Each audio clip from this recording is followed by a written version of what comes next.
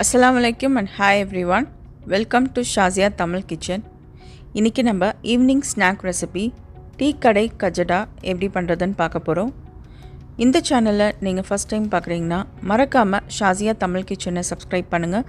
பக்கத்தில் இருக்க பெல் ஐக்கனையும் கிளிக் பண்ணுங்கள். இப்போ வாங்க வீடியோக்குள்ளே போகலாம்.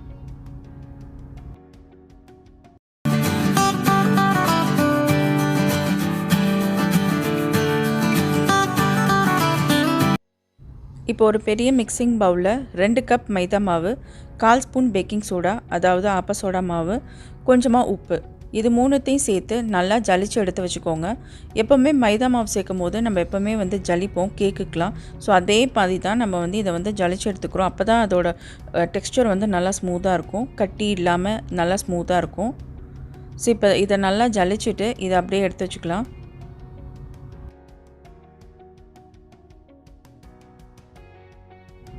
இப்போ இது கூட 1.5 டேபிள் ஸ்பூன் ரவை சேர்த்துக்கிறேன்.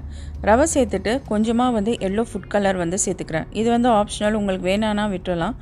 இதை நல்லா கலந்து விட்டதுக்கப்புறம் இதை அப்படியே ஓரமாக எடுத்து வச்சுட்டு இப்போ ஒரு மிக்ஸி ஜார் எடுத்துக்கோங்க. மிக்ஸி ஜாரில் 2 முட்டை நார்மல் டெம்பரேச்சரில் சேர்த்துக்கோங்க. 1 கப் சர்க்கரை, கொஞ்சமாக ஏலக்காய் தூள், கொஞ்சமாக வெனிலா எசன்ஸ், முட்டையோட வாடை தெரியாமல் இருக்கிறதுக்காக கொஞ்சமாக வெனிலா எசன்ஸ் சேர்த்துட்டு இதை நல்லா அரைச்சி எடுத்துக்கலாம்.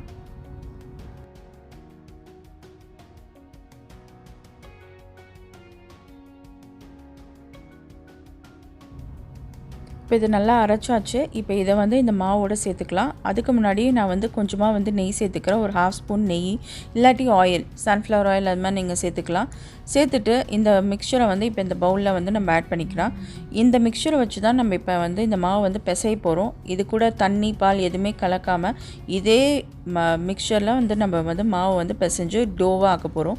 ஸோ இப்போ இந்த மாவு பார்த்திங்கன்னா கொஞ்சம் பிசுபிசுப்பாக இருக்கும். பிசுபிசுப்பாக இருந்துச்சுன்னா ஒரு 2 டேபிள் ஸ்பூன் மைதா மாவு கூட சேர்த்துக்கலாம், ஒன்றும் மாறாத அளவு. ஸோ இப்போ பார்த்திங்கன்னா எனக்கு கொஞ்சம் பிசுபிசுப்பாக இருக்குது. ஸோ 2லேருந்து 3 டேபிள் ஸ்பூன் மைதா மாவு நீங்கள் சேர்த்துக்கலாம். சேர்த்து ஒரு நல்ல ஒரு ஸ்மூத்தான டோவாக நம்ம பிசைஞ்சு வச்சுக்கலாம். இப்போ நம்ம மாவு பிசைஞ்சாச்சு. இதை தொட்டு பார்த்திங்கன்னா நல்லா சாஃப்டாக கையில் ஒட்டாமல் இருக்கணும். ஸோ அதுதான் பக்குவோம். இப்போ இது காயாமல் இருக்கிறதுக்காக கொஞ்சமாக ஆயில் அப்ளை பண்ணி வைக்கிறேன் மேலே. ஸோ இது அப்படியே இந்த டோவை மூடி ஒரு 1 மணி நேரம் அப்படியே விட்டுருங்க. 1 மணி நேரம் கழித்து தான் நம்ம கஜடா செய்ய போகிறோம்.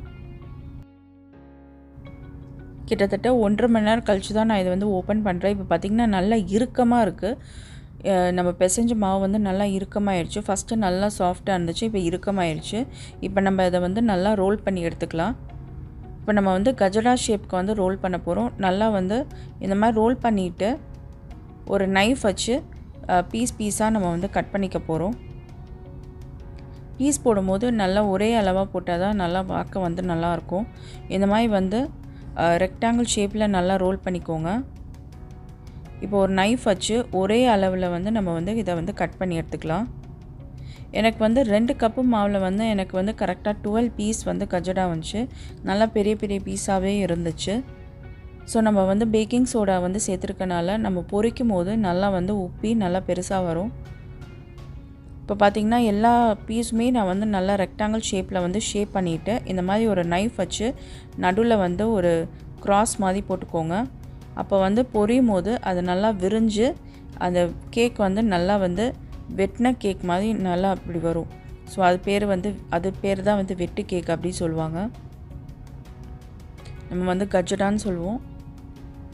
ஸோ இந்த மாதிரி எல்லா பீசஸும் நான் கட் பண்ணி வச்சுட்டேன். ஆயில் நல்லா சூடானதுக்கப்புறம் இதை நம்ம பொரிக்க போகிறோம். இதை பொரிக்கும் போது கொஞ்சம் எண்ணெய் விடாமல் நல்லாவே கஜடா மூழ்கிற அளவுக்கு நம்ம எண்ணெய் விட்டு பொரிச்சாதான் கஜடா சூப்பராக இருக்கும். இன்னொன்று நல்லா குறைவான தீயிலே வச்சு போகிறீங்க, அப்போ தான் உள்ளே நல்லா வேகும். இல்லாட்டி வேகவே வேகாது. வெளியே ப்ரௌன் ஆகி உள்ளே அப்படியே வேகாமே இருக்கும். இந்த கஜடா பார்த்திங்கன்னா வெளியே நல்லா கிறிஸ்பியாக இருக்கும், உள்ளே சாஃப்டாக இருக்கும். இப்போ பொரிச்சு எடுக்கும் போது உங்களுக்கு ரொம்ப சாஃப்டாக இருக்கிற மாதிரி தான் இருக்கும். அது நல்லா ஆற ஆற நல்லா இறுக்கமாக நல்லா கிறிஸ்பியாக உள்ளே சாஃப்டாக சூப்பராக இருக்கும். இதுக்கு பெஸ்ட்டு காம்பினேஷன் டீயோடு நீங்கள் இந்த கஜடா சாப்பிட்டிங்கன்னா செம்ம டேஸ்ட்டாக இருக்கும். டீ கடையிலலாம் வந்து காலையிலே வந்து டீயோட இந்த கஜடா வந்து கண்டிப்பாக சுட சுட போட்டு எல்லாருமே சாப்பிட்ருப்போம். ஸோ மறக்காமல் இந்த ரெசிபியை உங்கள் வீட்டில் செஞ்சு பாருங்கள். உங்களுக்கு இந்த வீடியோ பிடிச்சிருக்குன்னு நம்புகிறேன். பிடிச்சிருந்தா மறக்காமல் லைக் பண்ணுங்கள். உங்கள் ஃப்ரெண்ட்ஸ் அண்ட் ஃபேமிலியோட மறக்காமல் ஷேர் பண்ணுங்கள். மறக்காமல் ஷாசியா தமிழ் கிச்சனை சப்ஸ்கிரைப் பண்ணுங்கள். நாளைக்கு வேறொரு இன்ட்ரெஸ்டிங் ரெசிபியில் பார்க்கலாம். Until then, it's bye from ShaziaTamilKitchen. Thank you for watching.